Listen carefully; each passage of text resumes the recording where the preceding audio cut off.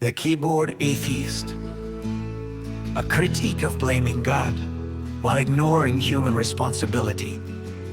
In today's digital age, we encounter various personalities who use the internet as their platform to express opinions and critiques.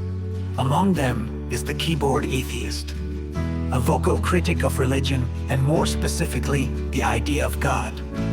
This individual often frequents online forums, social media platforms, and comment sections to share his views.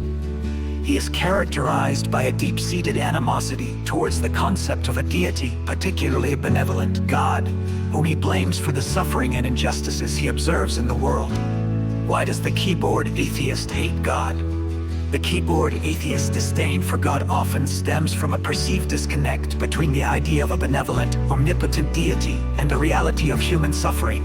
He looks around at the world, sees wars, diseases, natural disasters, poverty, and other forms of suffering, and concludes that either God is indifferent to human suffering or does not exist at all.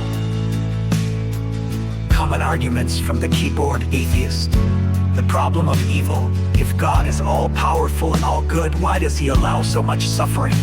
The Keyboard Atheist often points to this classic philosophical problem as evidence against the existence of a benevolent deity.